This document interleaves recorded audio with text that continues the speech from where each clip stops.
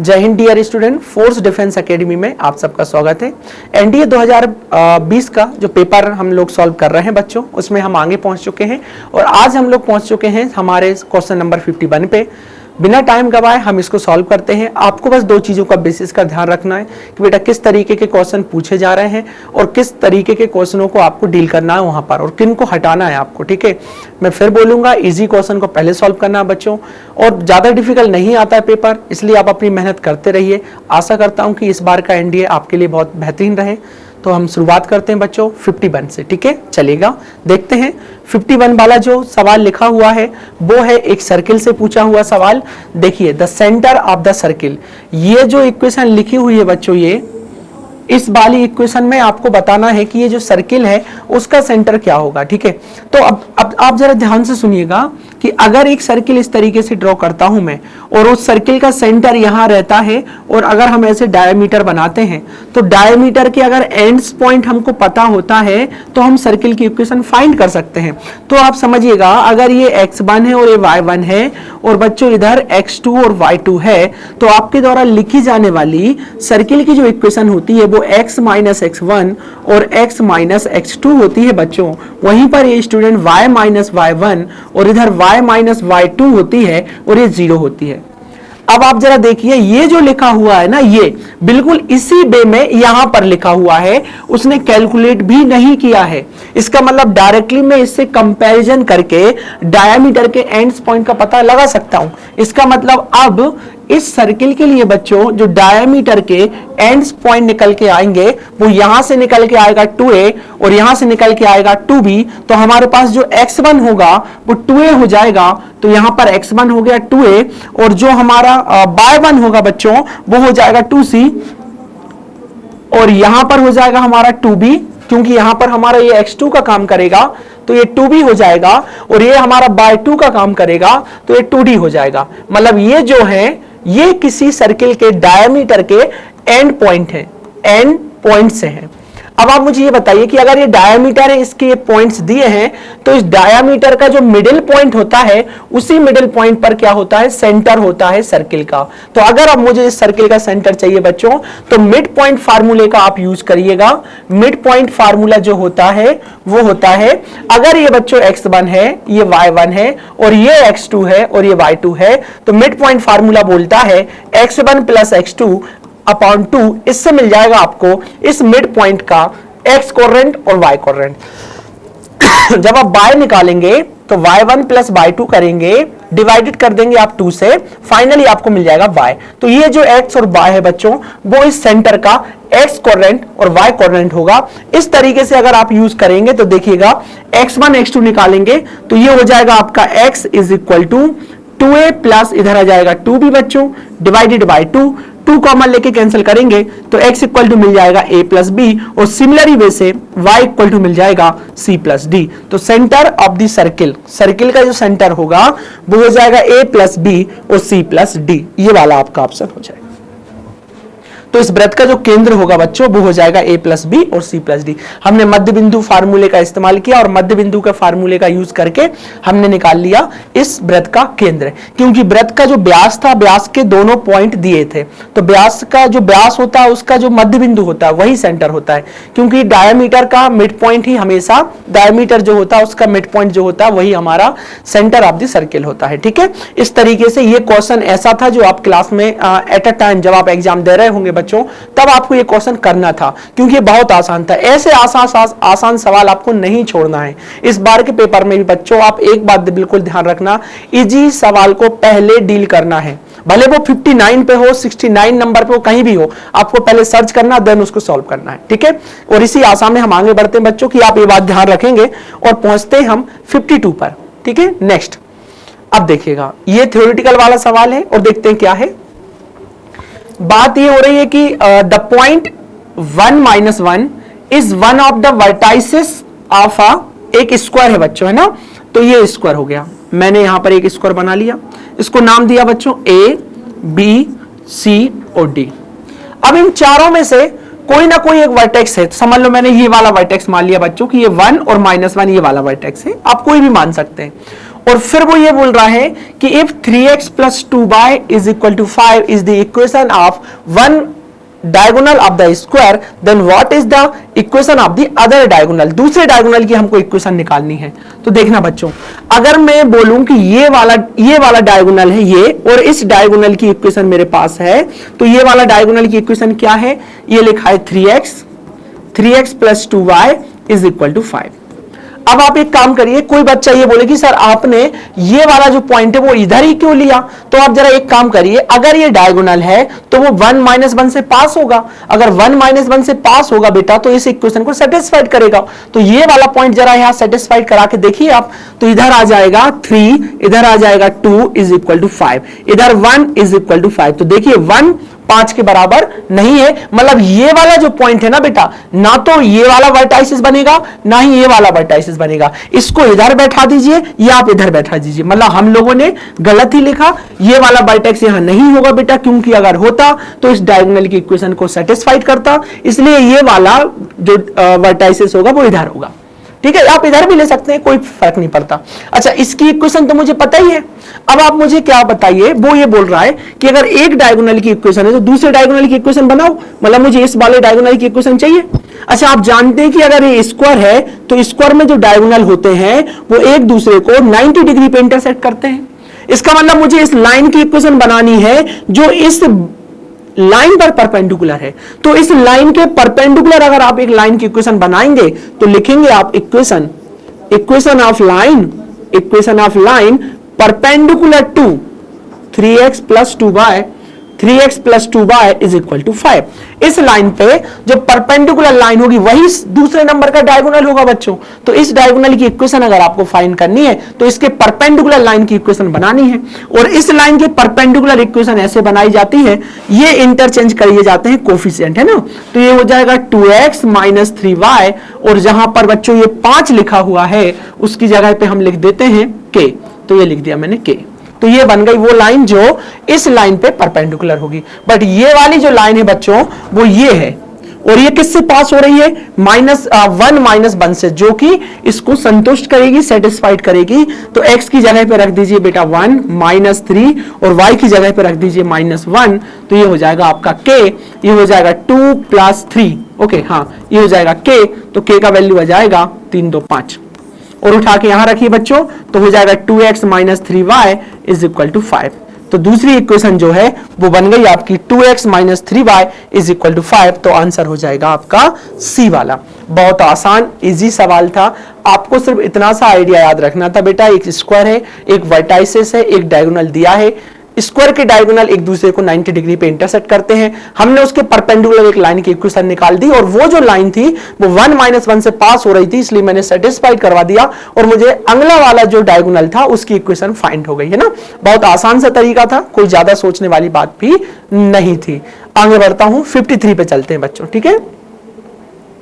चलिए, जब 53 पे चले तो फिर देखो एक ये पूछा गया है हमारा सवाल, जो कि एक इलिप्स से पूछा गया है, कि वो बोल रहा है कि px by be any point on the ellipse।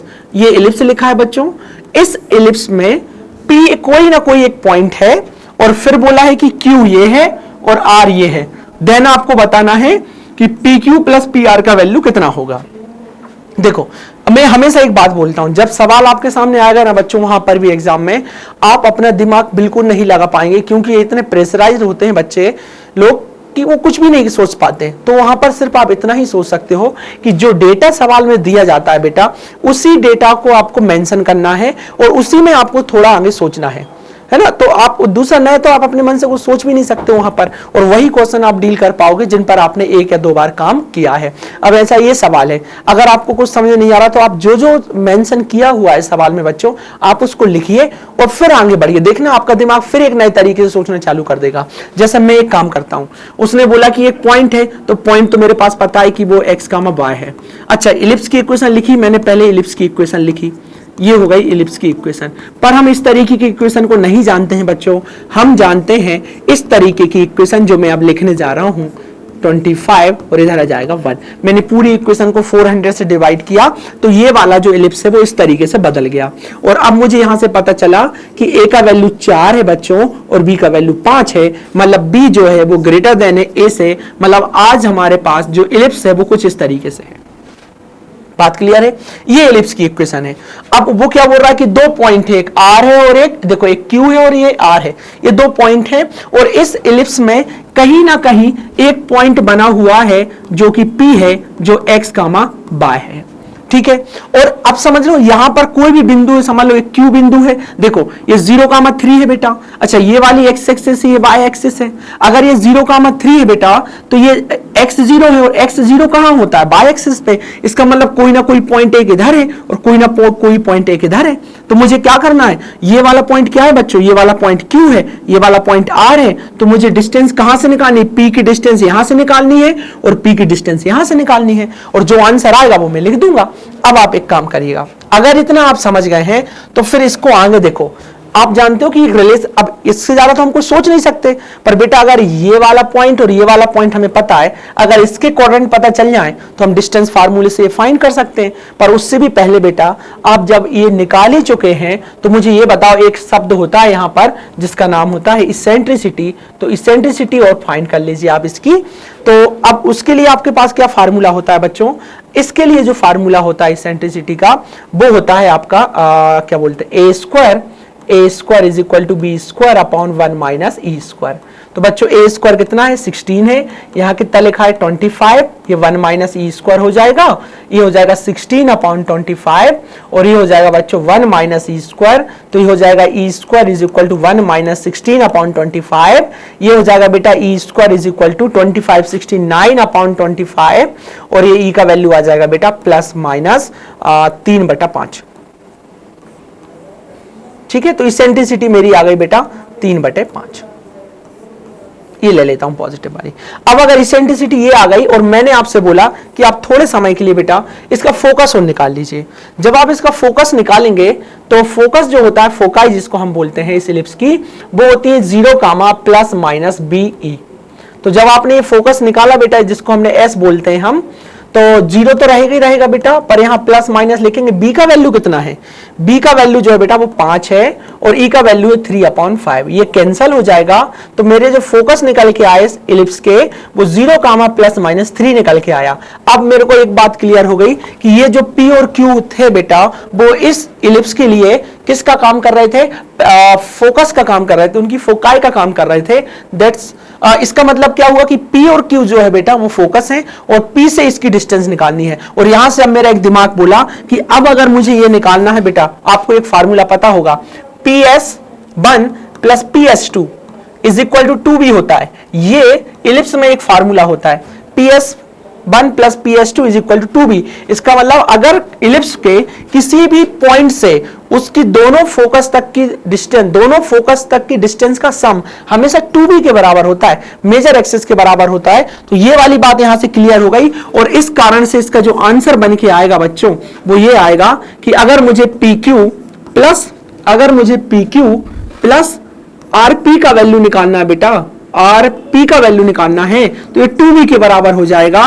और अब देखिए ये 2 और B का वैल्यू मेरे पास 5 है तो आंसर आ जाएगा 10। तो इस पॉइंट की इन दोनों से जो डिस्टेंस होगी वो 10 होगी।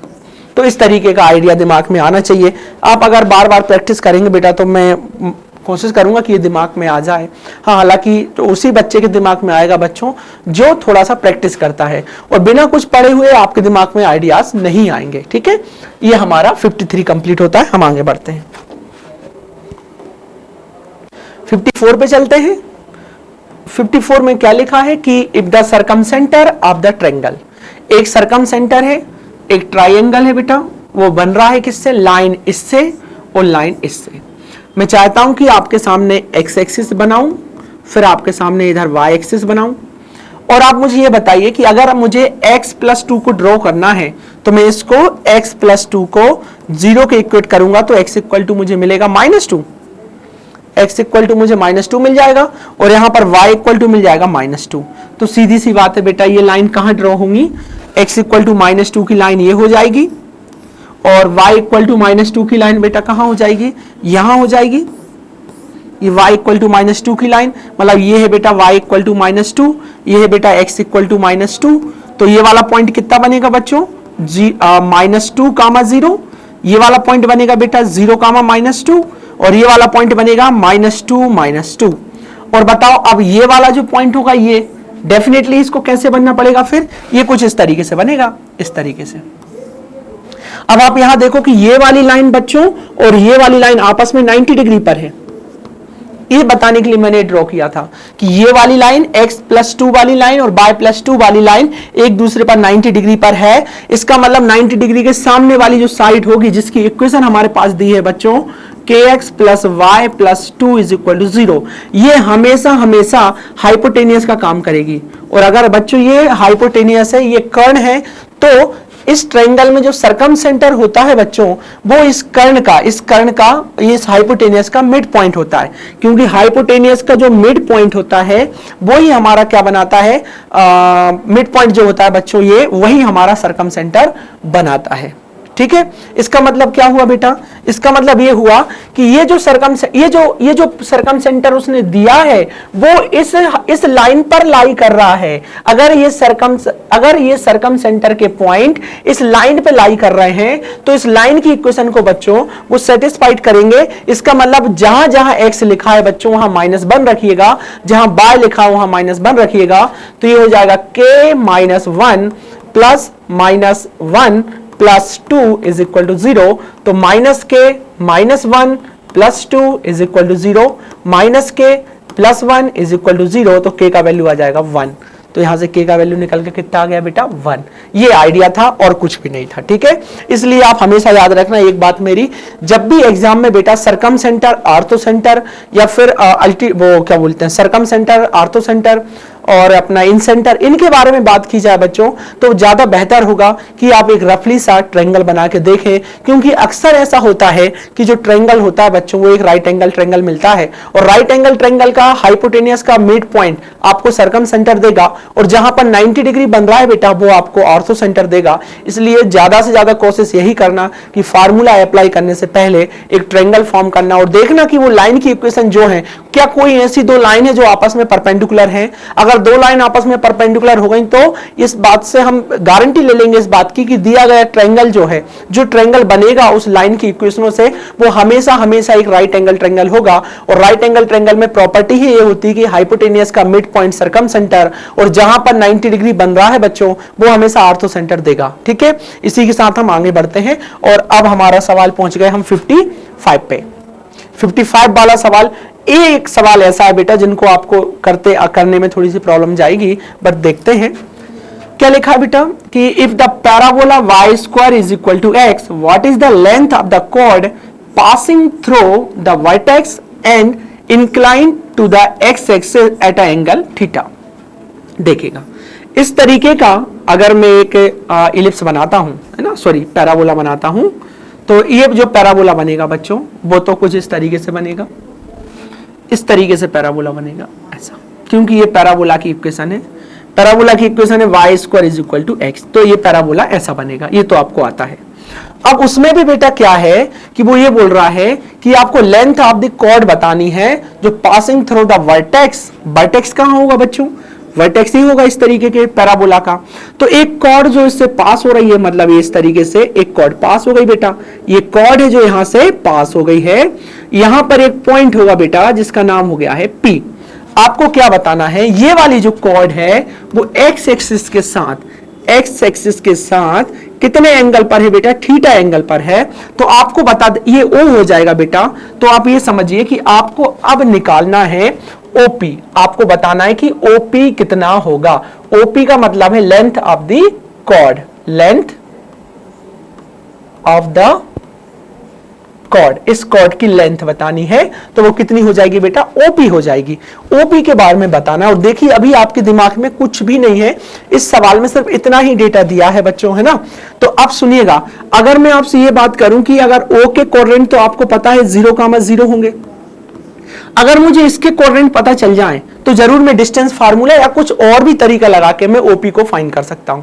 तो जब भी पैराबोला पर आपके पास पॉइंट पता ना हो और आपको रैंडमली अगर कोई पॉइंट पता करना है बच्चों, तो हर बच्चा जानता है कि एनी पॉइंट, क्या लिखूंगा, any point on the parabola, on the parabola. Parabola पे अगर आपको कोई पॉइंट चाहिए तो आप लेते हैं AT स्क्वायर, क्या लेते हैं, AT स्क्वायर और 280 ऐसे पॉइंट लेते हैं जिसको हम सिमेट्रिक पॉइंट बोलते हैं या पैरामेट्रिक पॉइंट बोलते हैं बच्चों, ठीक है। तो ये पैरामेट्रिक पॉइंट मैंने ले लिया जो कि P का काम कर रहा है बेटा। किसका काम कर रहा है ये? P का काम कर रहा है। अब आप मुझे ये बताओ कि अगर ये वाला पॉइंट पैराबोला पर है तो पैराबोला की इक्वेशन को क्या करेगा, सेटिस्फाइड करेगा। और पैराबोला की इक्वेशन कितनी लिखी बच्चों, y square equal to x। अब अगर ये वाला पॉइंट इस इक्वेशन को सेटिस्फाइड करेगा तो मैं, ये x का वैल्यू है बच्चों, ये y का वैल्यू है, तो मैं y की जगह पे ये वैल्यू पुट करूंगा तो 280 हो जाएगा, इसका स्क्वायर आ जाएगा बच्चों, और x की जगह पे 80 स्क्वायर आएगा। फाइनली जब सॉल्व होगा तो 4a स्क्वायर t स्क्वायर बनाएगा और यहां पर 80 स्क्वायर बनाएगा। t स्क्वायर से बच्चों t स्क्वायर कैंसिल हो जाएगा और a से a भी कैंसिल हो जाएगा, तो a का वैल्यू मिलेगा 1/4। तो यहां से a का वैल्यू 1/4 मिला।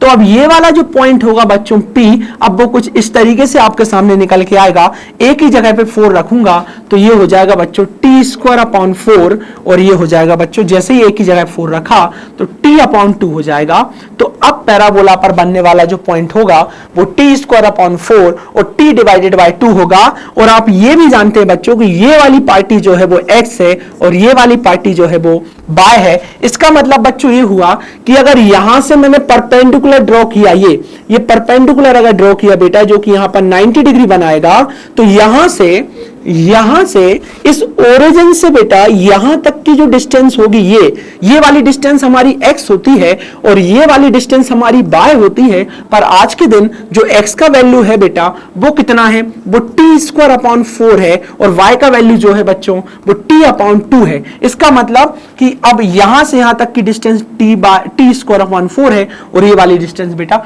t अपॉन 2 है। यहां तक समझ में आया? यहां तक मेरे हिसाब से आपको कोई प्रॉब्लम नहीं होगी।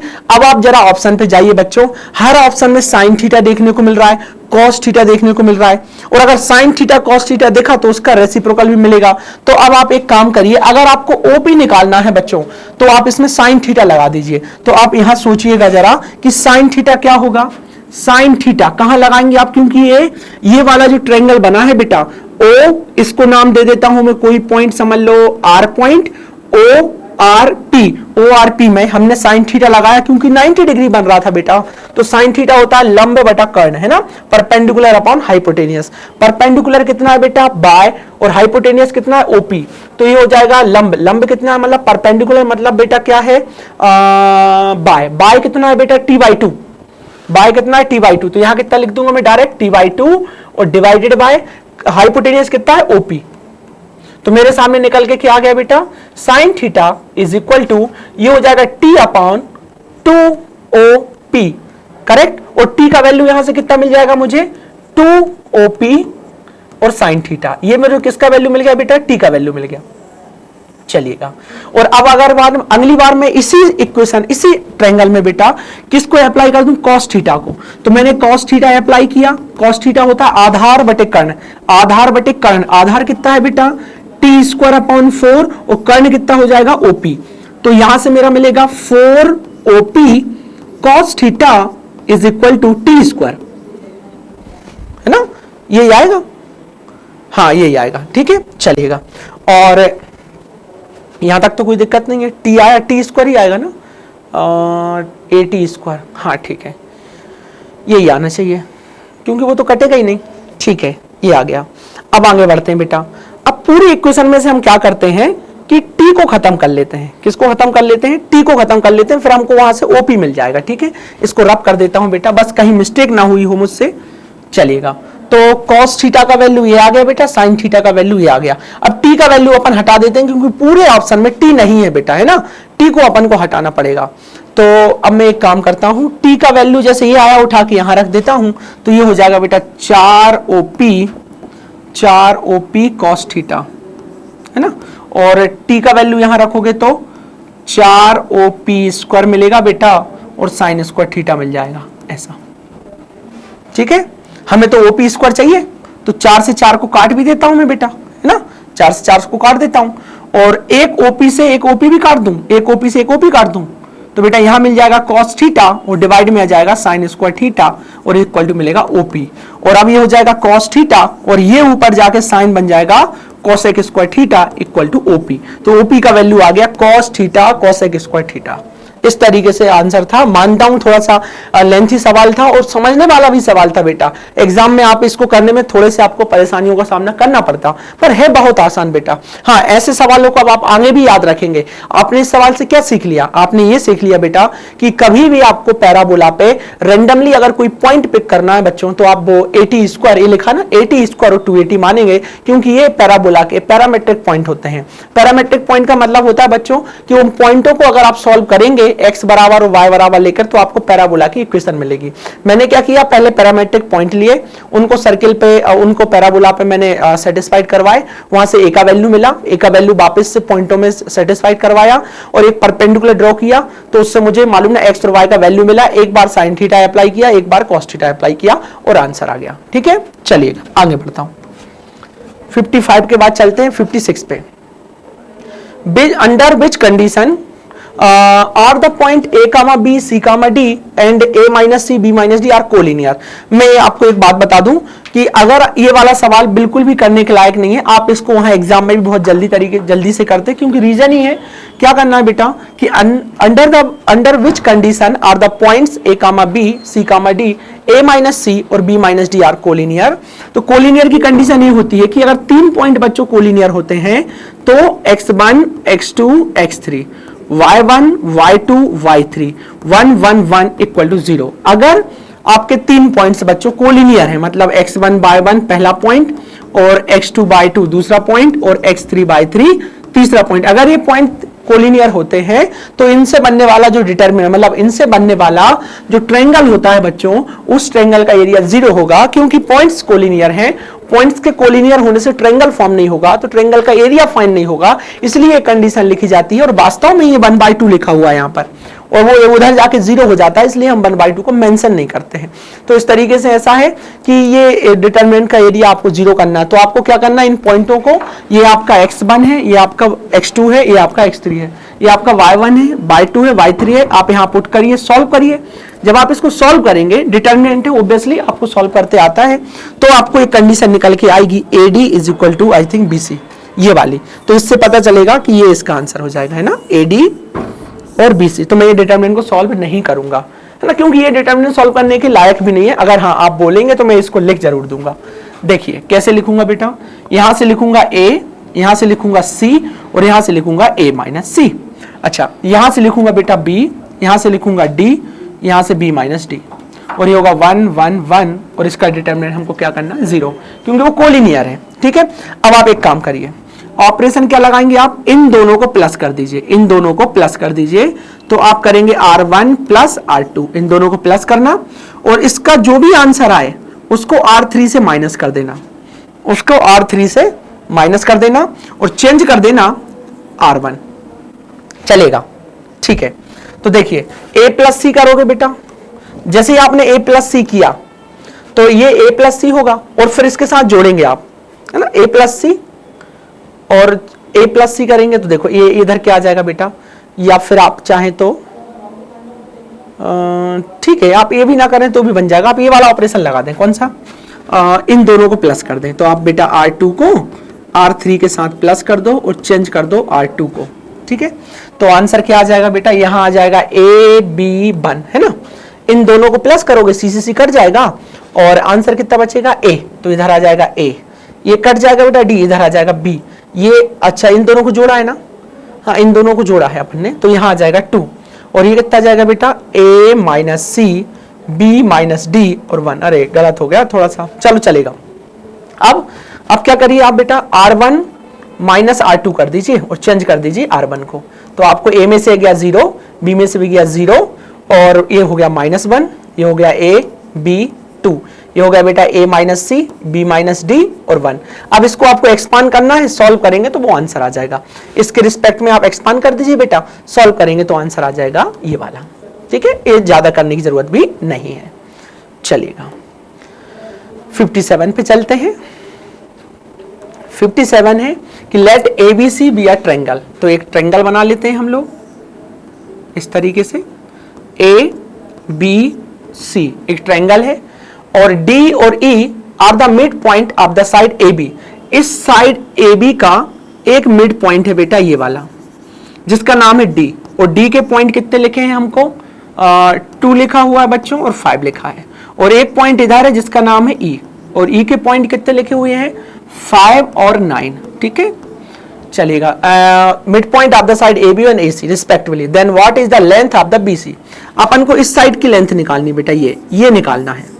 तो आपको जैसे ये फॉर्म होता है, जैसे ये ट्रायंगल फॉर्म हुआ, तो कोई ना कोई बच्चे का दिमाग ये बोल रहा होगा कि सर इनको अगर आप मिलाएंगे तो एक थेल्स प्रमेय ऐसा कुछ होती है 10th लेवल पे बेटा, एक थ्योरम होती है कि ये जो DE होती है वो BC की हाफ होती है, मतलब जो लेंथ ऑफ DE होती है, अगर किसी ट्रायंगल में किसी एक लाइन के पैरेलल हम एक दूसरी लाइन ड्रॉ कर दें, उस दो साइड के मिड पॉइंटों को मिलाकर अगर हम लाइन ड्रॉ करते हैं तो DE की जो लेंथ होती है वो BC का हाफ होती है। ये आपको पता होगा। किसी ट्रायंगल ABC में अगर किसी लाइन के पैरेलल जो दो लाइन, जैसे दो लाइन है, ये दो लाइनों के मिड पॉइंट को ज्वाइन करने वाली एक जो लाइन होगी जो कि थर्ड लाइन के साथ पैरेलल होगी, तो फिर उस लाइन की जो लेंथ होती है, किसकी, DE की जो लेंथ होती है वो इस BC के हाफ के इक्वल होगी। इसका मतलब मुझे किसकी लेंथ चाहिए बेटा, BC, तो BC की लेंथ कितनी हो जाएगी, लेंथ ऑफ BC हो जाएगा 2 का मल्टीप्लाई कर दीजिए 2 टाइम्स ऑफ DE। अब DE आप निकाल लीजिए तो आपको BC की लेंथ मिल जाएगी, और DE निकालना बड़ा आसान है क्योंकि आपको क्या दिया हुआ है, दोनों लाइन दोनों पॉइंट दिए हैं, तो डिस्टेंस फार्मूला आप लगाइए तो DE का मान आ जाएगा DE is equal to x2 minus x1 से। तो आप इसको बेटा x1, इसको y1 मानिए, इसको x2 और y2 मानिए, तो x2 माइनस x1 5 में से जाएगा 2, तो 5 माइनस 2 का वर्ग plus y2 minus y1 9 minus 5 का होल स्क्वायर, तो DE आपका निकल के आ जाएगा यहां से 5 2 3 और इधर आ जाएगा बच्चों 9 में से 4 तो कुछ 16, तो ये हो जाएगा DE is equal to 25। Root से बाहर आया बेटा तो 5, सो DE का वैल्यू कितना आ गया 5, प्लस माइनस 5 आएगा, पर हमको नेगेटिव को हटाना है क्योंकि डिस्टेंस है। 5 का वैल्यू यहां रख दो बेटा, तो BC इज इक्वल टू हो जाएगा 2 × 5, आंसर आ जाएगा 10, तो इसका आंसर हो जाएगा B 10 वाला। ठीक है, चलिएगा the foot of the perpendicular draw from the point 0, k to the line 3x minus 4y minus 5 equal to 0 is 3, 1. Then what is the value आपकी, ये बहुत ही आसान सवाल है पर आपको बेटा एक बार ड्रॉ कर लेना चाहिए ऐसे सवाल को। तो यहां पर एक स्ट्रेट लाइन लिखी हुई है, उस स्ट्रेट लाइन की equation 3x minus 4y minus 5 equal to 0 है। फिर बोल रहा है कि the foot of the perpendicular from 0, k, मतलब यहां पर कहीं बेटा एक पॉइंट है P जिसके कोऑर्डिनेट 0, k है, और फुट ऑफ परपेंडिकुलर ऐसे ड्रॉ होता है, ये वाला पॉइंट समझ लो आपका Q है, और ये Q पॉइंट भी देके रखा है बेटा 3, 1, ये 90 डिग्री बनाता है, इसी को फुट ऑफ परपेंडिकुलर बोलते हैं। तो आपको बताना है K का वैल्यू, कि K का वैल्यू क्या होगा। ठीक है, आपको किसका वैल्यू बताना है बेटा, K का वैल्यू बताना है। चलिएगा एक काम करते हैं अपन, ये लाइन लिखी है और ये वाली भी लाइन है, तो अगर मैं आपसे बोलूं कि इस लाइन की इक्वेशन आपको निकालनी है, इस लाइन की इक्वेशन आपको निकालनी है, तो ये वाली जो लाइन होगी वो इस लाइन पे परपेंडिकुलर है। तो इस परपेंडिकुलर लाइन की इक्वेशन अगर आपको चाहिए तो इस लाइन के परपेंडिकुलर ये जो OPQ है बेटा, जो लाइन जो PQ होगा, इसकी अगर मुझे इक्वेशन फाइंड करनी पड़ जाए तो ये वाली इक्वेशन जो होगी वो ये वाली लाइन इस लाइन पे परपेंडिकुलर है, तो इसके परपेंडिकुलर लाइन की इक्वेशन क्या बनेगी, ये हो जाएगा बेटा 4x प्लस 3y, और इस माइनस 5 की जगह आ जाएगा प्लस का r ले लो, कैपिटल है ना, इज इक्वल टू 0 हो जाएगा। या आप चाहे तो लैम्डा भी ले सकते हैं, तो यहां पर लैम्डा लिख दो इक्वल टू 0। ये वो वाली लाइन की इक्वेशन बन गई बेटा जो कि ये है, ये वाली बात समझ गए। अब अगर ये वाली लाइन बनी है तो जरा ध्यान से सुनना, ये वाली जो लाइन है, ये वाली लाइन पर ये वाला पॉइंट भी है 3, 1, तो इसको सेटिस्फाइड करेगा। तो फिर यहां से ये लाइन को अगर सेटिस्फाइड कर गया तो क्या हो जाएगा, 4x की जगह पे 3 प्लस इधर आ जाएगा बेटा 3 और इसकी जगह पे 1, यह आ जाएगा प्लस लैम्डा इक्वल टू 0, ये हो जाएगा 12 plus 3 plus lambda is equal to 0। So lambda का वैल्यू आ गया बेटा माइनस का 15। तो ये वाली लाइन बन गई 4x plus 3y minus 15 is equal to 0। पर आप ये देखिए कि ये वाली लाइन जो है वो इस पॉइंट से भी पास हो रही है, तो इसको सेटिस्फाइड करेगी। तो यहां पर आप लिखिएगा 4 इंटू 0 प्लस 3 इंटू के माइनस 15 इज इक्वल टू 0। तो ये मिलेगा 3k इज इक्वल टू 15। तो k का मान आ जाएगा बेटा 5। तो यहां से आ गया आपका k का मान 5। तो इसका ऑप्शन हो जाएगा सी, ऑप्शन सी इज करेक्ट। ठीक है, चलेगा 58 के बाद चलते हैं 59 पे। What is the obtuse angle, obtuse angle between the lines whose slopes are. अरे बेटा ये तो आप ही कर सकते थे, फिर भी देखो मैं खटाखट कर देता हूं, आप देख लेना। ये स्लोप दिया बेटा, ये m1 दिया है और ये क्या दिया है, m2 दिया है। ठीक है, तो अब इन दोनों के बीच का अपन को क्या निकालना है, एंगल निकालना है। तो एंगल निकालने का फार्मूला होता है tan theta is equal to m1 minus m2 divided by 1 plus m1 और m2। ये वाला फार्मूला लगाएंगे आप, m1 m2 की वैल्यू पुट करेंगे तो आपको आंसर मिल जाएगा 120 डिग्री। ठीक है, मैं बिल्कुल सॉल्व नहीं करूंगा बेटा, ये m1 भी लिखा है, ये m2 भी लिखा है, आपको यहां पुट करना है और tan थीटा फाइंड करना है। तो tan थीटा निकल के आएगा 120 डिग्री। ठीक है, ये आप कर लेना है ना, क्योंकि ऐसे सवाल तो वहां पर भी करने के लायक हैं, विद इन 1 मिनट में ऐसे सवाल सॉल्व हो जाएंगे। ठीक है, तो यहां पर m1 m2 का वैल्यू रख लेना बेटा। m1 का वैल्यू कितना है 2 माइनस रूट 3, ये हो जाएगा माइनस 2 प्लस रूट 3 ऐसा, divided by 1 plus 2 minus root 3 और इधर हो जाएगा 2 प्लस रूट 3। अब जब आप इसको सॉल्व करेंगे तो ये निकल के आएगा आपका tan theta is equal to, इसको सॉल्व कर लीजिए बेटा, तो ये हो जाएगा 2 माइनस रूट 3 और minus 2 minus root 3 divided by 1 plus ये a plus B a minus B a square minus B square, ये कैंसल हो जाएगा बच्चों। ऊपर मिलेगा माइनस 2 रूट 3 डिवाइड में आ जाएगा, 4 में से 3 जाएगा, 1 तो 2 बचेगा, ये कैंसल हो जाएगा, ये माइनस रूट 3 आएगा। tan थीटा माइनस रूट 3 कहां होता है, 90 से ऊपर जाएगा, मतलब 120 डिग्री पे कितना दे जाएगा, माइनस रूट 3 दे जाएगा। सो आंसर कितना होगा बेटा 120। चलिएगा 60 पे चलते हैं, और 60 में क्या बोल रहा है सवाल कि 3x minus 4y, 3x minus 4y minus 5 equal to 0, 3x minus 4y plus 15 equal to 0 are the equation of the pair of opposite side of the square. एक स्क्वायर है बेटा, ये स्क्वायर हो गया आपका, है ना। अब स्क्वायर का नाम दो आप, a b c और d। अब इसमें अपोजिट साइड की इक्वेशन दी है बेटा, मतलब इसकी इक्वेशन दी है 3x minus 4y minus 5 is equal to 0, और बेटा किसकी इक्वेशन, ये opposite side 3x minus 4y plus 15 is equal to 0। अगर आप दोनों इक्वेशन को ध्यान से देखेंगे बेटा तो ये दोनों पैरेलल लाइन है, ये भी पैरेलल लाइन है और ये इसके दोनों आपस में पैरेलल लाइन होती है। तो इन दोनों की इक्वेशन सेम है, बस कांस्टेंट अलग अलग है। और आपसे पूछा गया है एरिया ऑफ द स्क्वायर। तो सोचिए बेटा ये तो स्क्वायर है, स्क्वायर हुआ तो इसकी साइड, ये वाली साइड, ये वाली साइड, ये वाली साइड, चारों साइड आपस में इक्वल होंगी। तो ये वाली जो डिस्टेंस होगी ये डिस्टेंस होगी बेटा, ये डिस्टेंस ही किसके बराबर होगी, ए बी के बराबर होगी। और अगर ए बी है तो बी सी भी है, सी डी भी है और डी ए भी है, क्योंकि वो स्क्वायर है। तो अगर मैं ये साइड निकाल लूं तो मुझे एरिया मिल जाएगा। तो मैं क्या करूंगा, ये दो पैरेलल लाइन है, दो पैरेलल लाइन के बीच की दूरी निकालने का फार्मूला क्या होता है, डी निकालने का फार्मूला होता है c1 minus c2 upon under root A square plus B square. ये फार्मूला होता है distance between two parallel line. तो अगर मुझे ये वाली डिस्टेंस चाहिए बच्चों तो डी ए लिख दूंगा, आप चाहिए तो ये c1 लिखो, इसको c2 लिखो, तो ये हो जाएगा 15 और माइनस माइनस ये 5 तो प्लस हो जाएगा 5 divided by under root A square मतलब 9 प्लस बी स्क्वायर मतलब 16। तो डी इक्वल टू मिलेगा बेटा मॉड के अंदर ये हो जाएगा 20 और ये जाएगा 5 है ना, 5 का 20, तो डी मिल जाएगा बेटा 4। तो ये वाली जो डिस्टेंस हो गई वो 4 हो गई। ठीक है, तो अब अगर ये 4 हो गई तो हर साइड की लंबाई 4 हो गई, क्योंकि ये स्क्वायर है। अब अगर आपको इसका एरिया चाहिए तो एरिया ऑफ द स्क्वायर क्या होता है, साइड इंटू साइड, ये हो जाएगी 4 गुणा 4, आंसर आ जाएगा 16 स्क्वायर यूनिट। तो सी वाला ऑप्शन आपका करेक्ट हो जाएगा। चलिए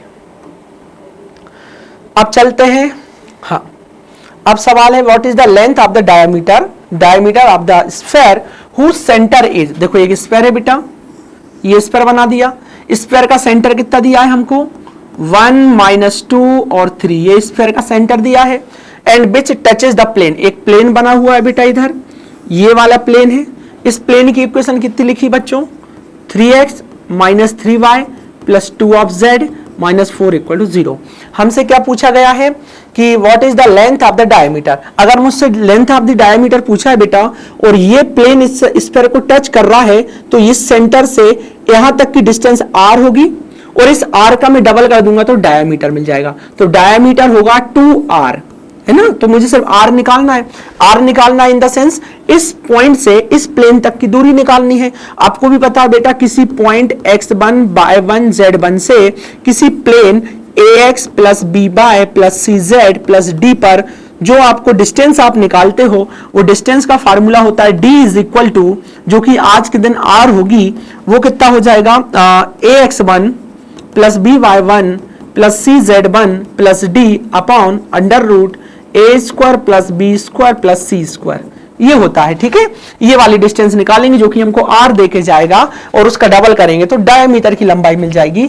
इस तरीके से बेटा हम पॉइंट यहां रखेंगे तो सबसे पहले 1 रखेंगे तो ये आ जाएगा d मतलब बेटा r और ये हो जाएगा मॉड। अब 1 रखेंगे आप तो ये हो जाएगा 6, फिर -2 रखेंगे तो हो जाएगा +6, फिर 3 रखेंगे बेटा तो हो जाएगा 6 और डिवाइड में आ जाएगा √, अच्छा -4 भी रहेगा, फिर आ जाएगा √a² मतलब 36 + b² मतलब 9 + c² मतलब 4। तो बेटा ये हो जाएगा d = r = 6 18 18 में से बेटा 4 चला गया तो 14 मिलेगा और 36 4 49 7 आ जाएगा, 7 दूनी 14 हो जाएगा। r का मान बेटा 2 है तो फिर मेरा जो डायमीटर की लेंथ होगी वो 2 × 2 होकर 4 बन जाएगी।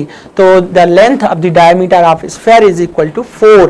तो आंसर कितना आ जाएगा बच्चों 4 यूनिट्स आ जाएगा। ठीक है, ये लो ये 4 यूनिट्स आंसर आ गया।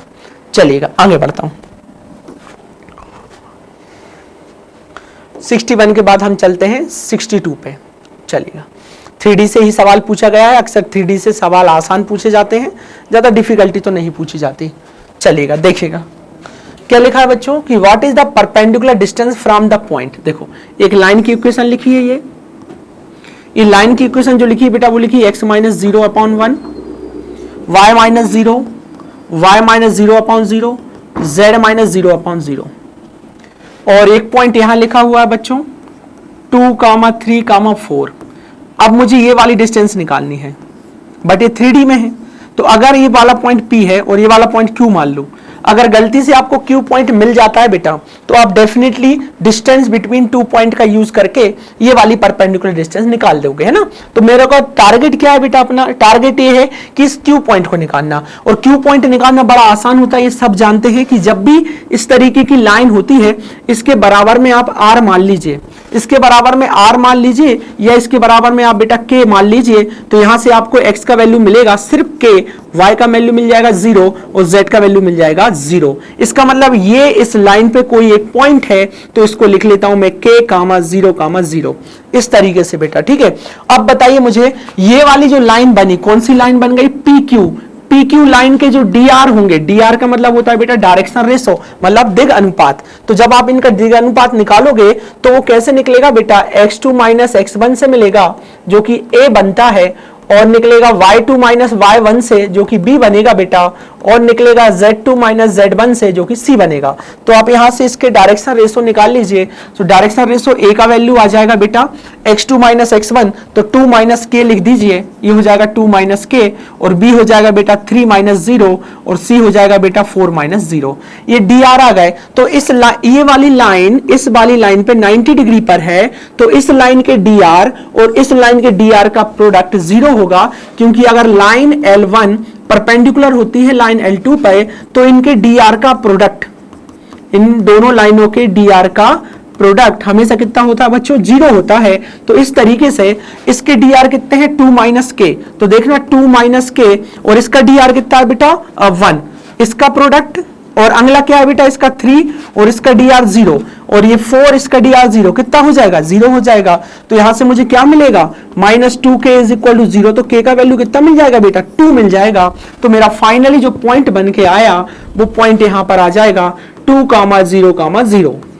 और अब मुझे इन दो पॉइंटों की डिस्टेंस निकालनी है, तो पी क्यू हो जाएगा बाय यूजिंग डिस्टेंस फार्मूला, 2 में से 2 चला गया बेटा तो 0, प्लस 3 माइनस 0 मतलब 9, और 4 माइनस 0 का स्क्वायर मतलब 16, 16 9 25, तो पी क्यू आ जाएगा बेटा 5 unit.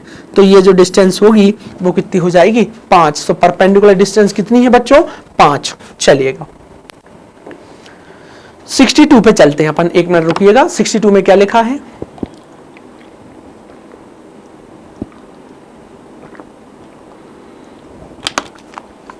If a line has direction ratio, एक लाइन है उसके डायरेक्शन रेशो दिए हैं बेटा, है ना, डायरेक्शन रेशो आपको दे के रखे हैं।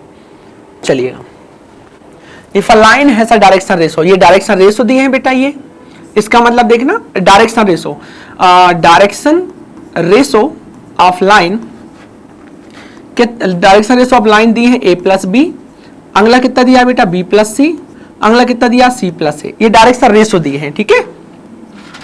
फिर वो क्या पूछता है, then what is the sum of the square of its direction cosine. देखो अगर ये डायरेक्शन रेशो है तो डायरेक्शन कोसाइन l निकालने का फार्मूला होता है a upon under root a square plus b square plus c square. आपसे पूछा ये जा रहा है कि l square plus m square plus n square कितना होगा, ये आपसे पूछा जा रहा है। आपको कुछ नहीं करना, यहां से आपको बेटा क्या निकालना है, l निकालना है।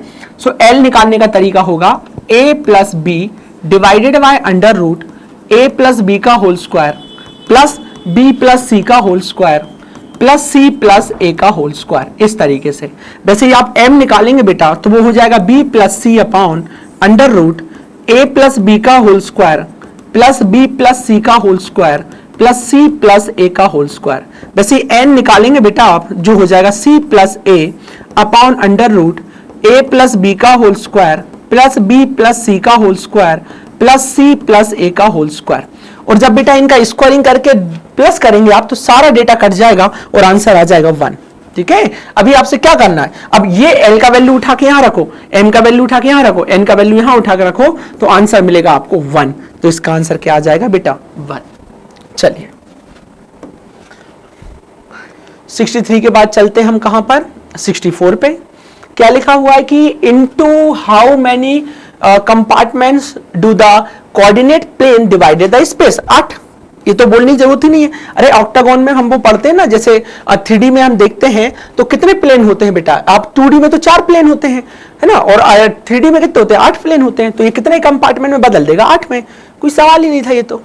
चलिएगा हाँ, अब ये क्या है बेटा, ये लिखा है कि what is the equation of the plane. आपको ऐसी प्लेन की इक्वेशन लिखनी है which cuts an intercept 5 unit. कितने यूनिट का इंटरसेप्ट बात कर रहा है, 5 यूनिट की ऑन द जेड एक्सिस। अच्छा, जब भी कट की बात आती है तो आप ये समझिए कि इंटरसेप्ट की बात आती है तो प्लेन की इक्वेशन ऐसी लिखी जाती है, x upon a plus y upon B plus z upon C is equal to 1।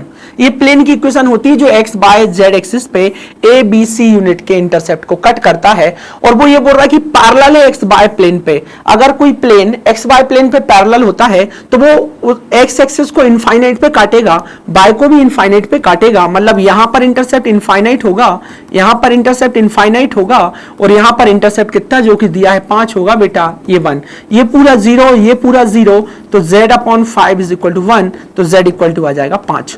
तो यहां से आपका आंसर कितना बनता है, z इक्वल टू 5। तो 65 का आंसर कितना आ गया बेटा 5। चलिएगा आगे बढ़ते हैं। वेक्टर से सवाल पूछा गया है।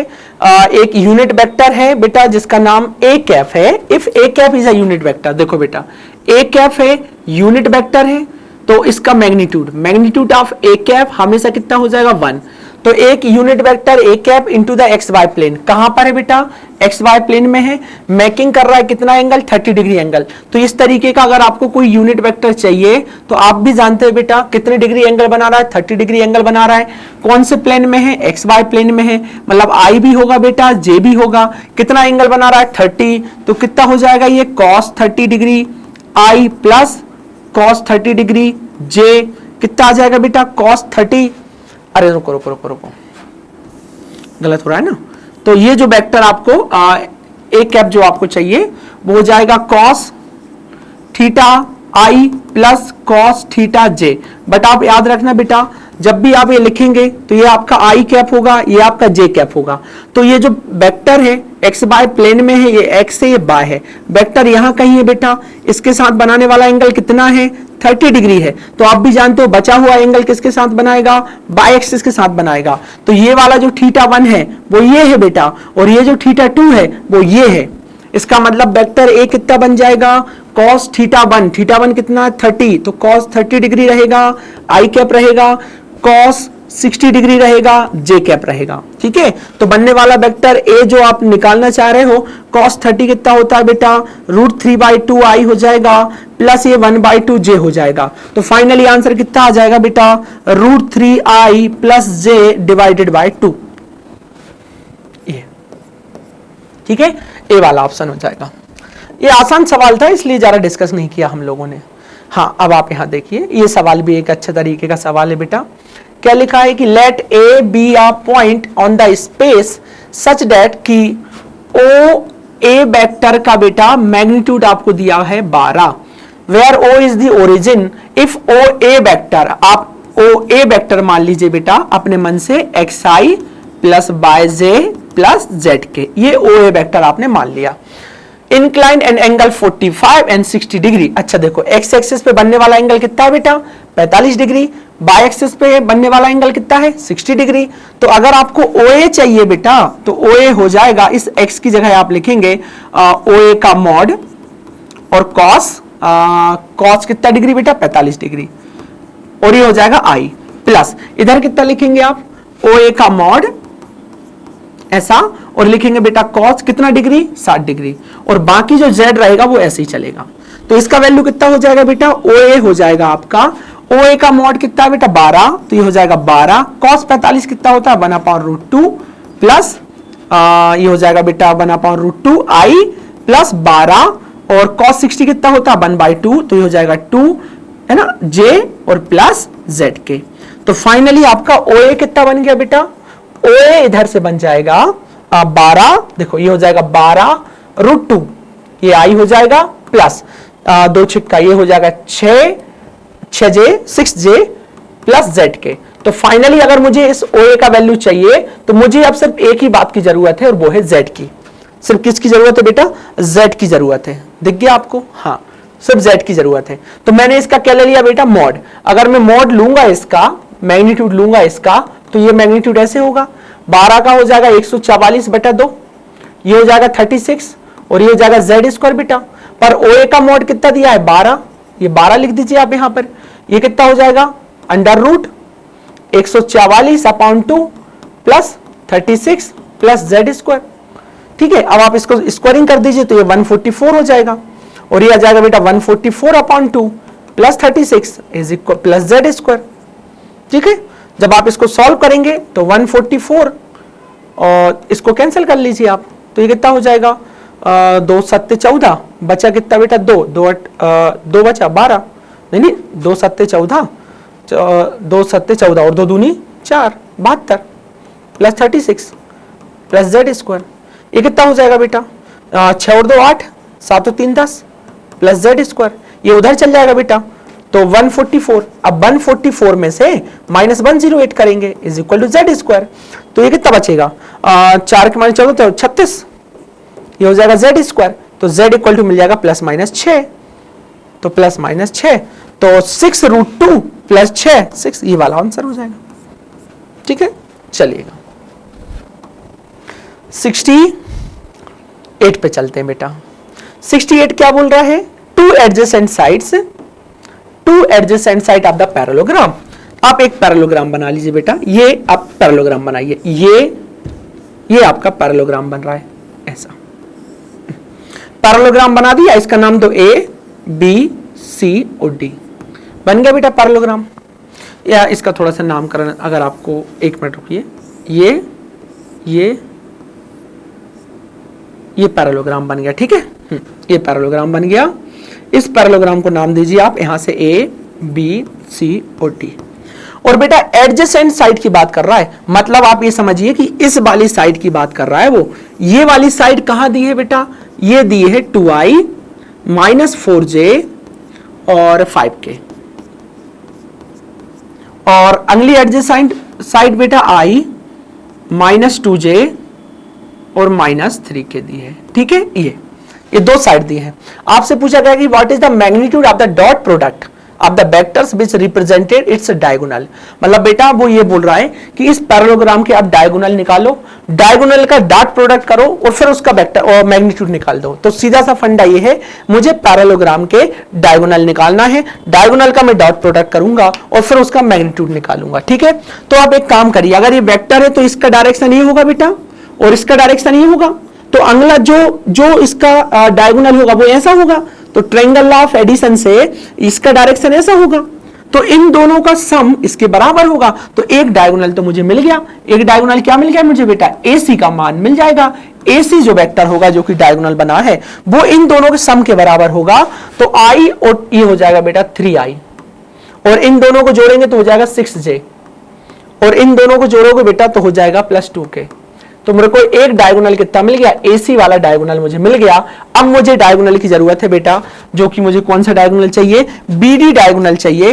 तो मुझे इस वाले डायगोनल की जरूरत पड़ेगी। अब ये वाला डायगोनल मुझे चाहिए, तो देखना बेटा जरा ध्यान से, ये पैरेलल साइड है, तो ये जो साइड है वही वेक्टर जो इस साइड की इक्वेशन है, जो इस साइड की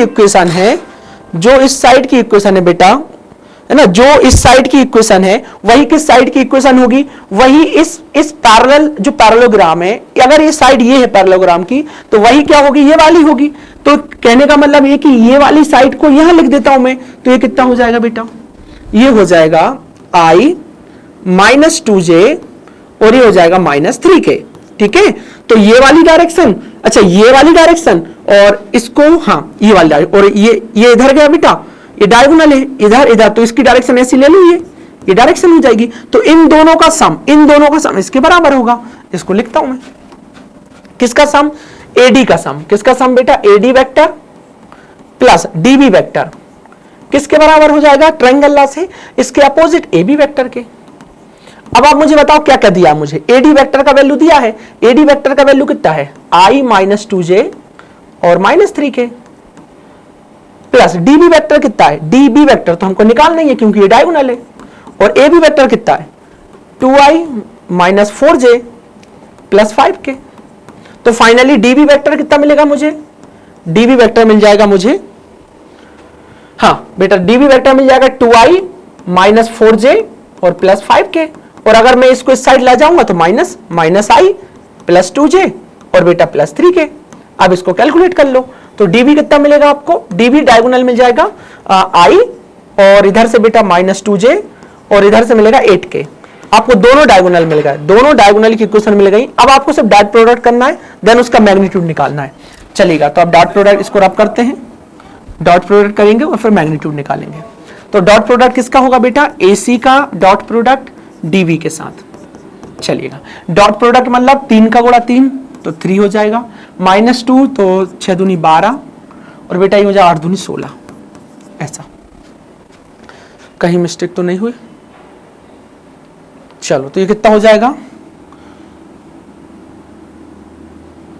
अच्छा वो क्या बोल रहा है? Dot product of vectors which represent it diagonal, the magnitude of dot product. अच्छा इनके पहले आप ये निकालिए, इसका मैग्नीट्यूड निकालिए आप। AC का मैग्नीट्यूड निकालेंगे आप, तो ये हो जाएगा आपका 9 36 प्लस 2, हाँ 4 है ना, तो 36 4 हो जाएगा बेटा आपका 49 7, तो यहाँ से आ जाएगा 7। और यहाँ करेंगे आप बेटा तो √1 + 4 + 8 8 64, तो 64 और प्लस 69 और 70। कहीं मिस्टेक हो गया मेरे हिसाब से। 2I -I तो I आ जाएगा, -4J -2 आ जाएगा, 5 और 3 8 सही है। तो 8 दूनी 16, 6 दूनी 12 और 3, ठीक है। कहीं तो मिस्टेक हो रहा है अपना, ये 7 हो गया और 8 नहीं 64, 4 और 1 64 और 1 65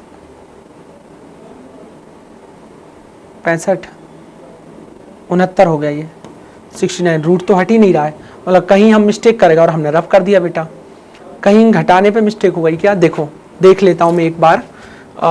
ये जो आया है बेटा वो 2I अच्छा जोड़ने पे आया, ये 3 हो गया और 4 और 2 6 हो गया, 5 में से 3 गया तो 2 बचा, ये तो सही है। वहां शायद घटाने से हो गया क्या, ये जो लिखा है वो 2i लिखा है बेटा, ये इधर आएगा तो 2i में से 1i जाएगा, है ना, तो i बचेगा। -4j इधर आएगा तो +2j हो जाएगा, +2j हो गया, उधर आया तो +3k हो गया। अब अगर माइनस किया 4j में से गया 2j तो 2j बचेगा माइनस का, 5 और 3 8 होगा, बिल्कुल सही है। फिर क्या पूछ रहा है कि what is the magnitude of dot product, dot product का मैग्नीट्यूड चाहिए ऑफ वेक्टर विच रिप्रेजेंट इस डायगोनल्स। तो डॉट प्रोडक्ट चाहिए अपन को, dot product of the vectors, ये दोनों वेक्टर का डॉट प्रोडक्ट ले लो, तो 3 6 दूनी 12, अरे हो ये माइनस और ये माइनस प्लस हो रहा है यार, ये प्लस हो रहा है,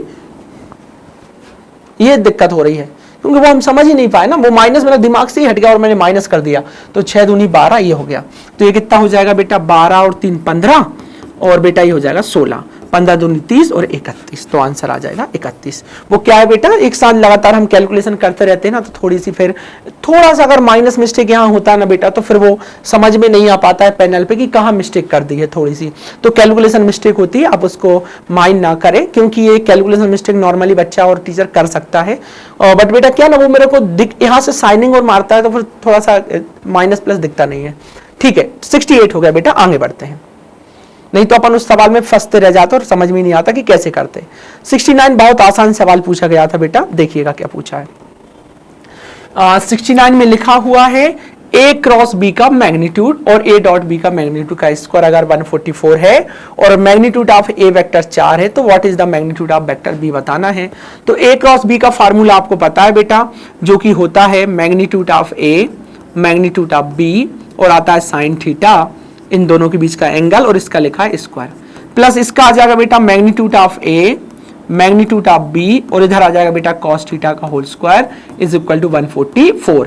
देखिएगा बेटा यहां से जब स्क्वायर लगाएंगे आप तो मैग्नीट्यूड ऑफ ए का स्क्वायर बाहर आ जाएगा, मैग्नीट्यूड ऑफ बी का स्क्वायर बाहर आ जाएगा, अंदर बचेगा आपके पास sine square theta plus cos square theta is equal to 144, ये होता है बेटा 1। अब मैग्नीट्यूड ऑफ ए स्क्वायर दिया है ए 4, तो ये हो जाएगा 16 इंटू मैग्नीट्यूड ऑफ बी का स्क्वायर इज इक्वल टू 144, तो मैग्नीट्यूड ऑफ बी का स्क्वायर आ जाएगा 144 डिवाइडेड बाय 16। इसको काट स्क्वायर रूट लगाइए 12 आ जाएगा, ये 4 4 तिया 12, 3 आंसर आ जाएगा ऐसे। ठीक है, चलिएगा 70 पे चलते हैं बेटा। क्या लिखा हुआ है, द वेक्टर क्या लिखा है, हाँ, if the vectors A B and C are coplanar, अगर ये वेक्टर जो हैं बच्चों वो कोप्लेनर हैं, then what is the value of P. Coplanar की कंडीशन में आपको बता देता हूं, अगर वेक्टर कोप्लेनर होते हैं तो उनका जो बॉक्स प्रोडक्ट होता है उनका बॉक्स प्रोडक्ट 0 होता है। तो आज अपन इनका बॉक्स प्रोडक्ट बना लेते हैं बेटा।